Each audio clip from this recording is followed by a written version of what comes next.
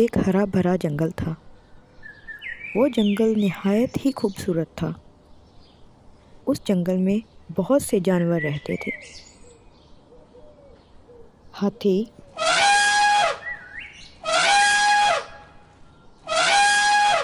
Zebra, مچھلیاں اور بہت سے جانور رہتے تھے۔ بھالو،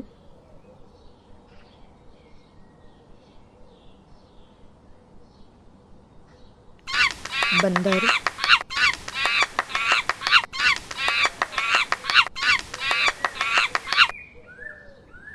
بلی۔ اسی جنگل میں جنگل کا بادشاہ شیر رہتا تھا۔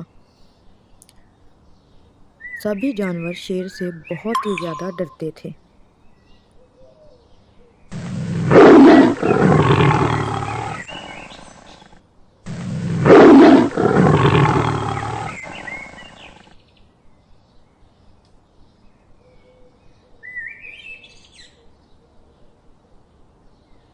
ایک دن شیر جنگل میں آرام کر رہا تھا کہ اچانک سے ایک چوہا آیا اور اس کی دم پر سے چڑھتا ہوا اس کے بالوں میں گھس گیا۔ اس نے اس کے بالوں کے ساتھ کھیلنا شروع کر دیا۔ شیر کی آنکھ کھل گئی۔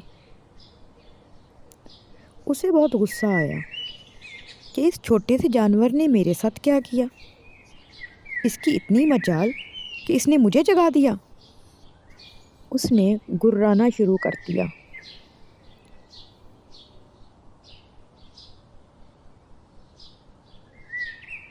چوہا بہت ہی زیادہ ڈر گیا۔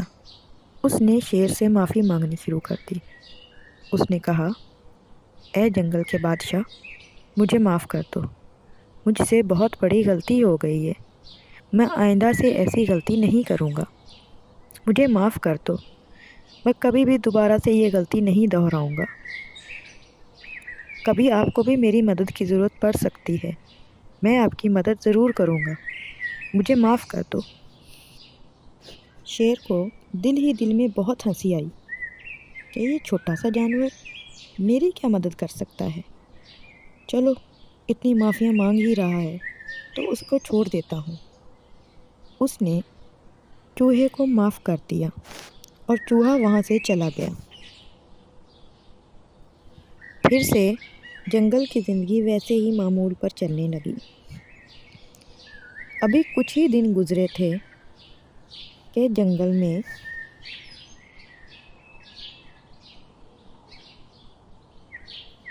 ایک شکاری آیا۔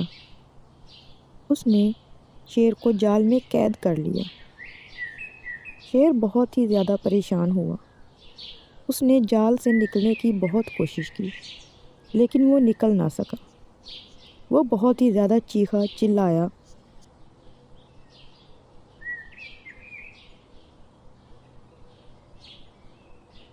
چوہے نے اس کی آواز سنی تو دوڑا دوڑا اس کے پاس آیا اور آتے ساتھ ہی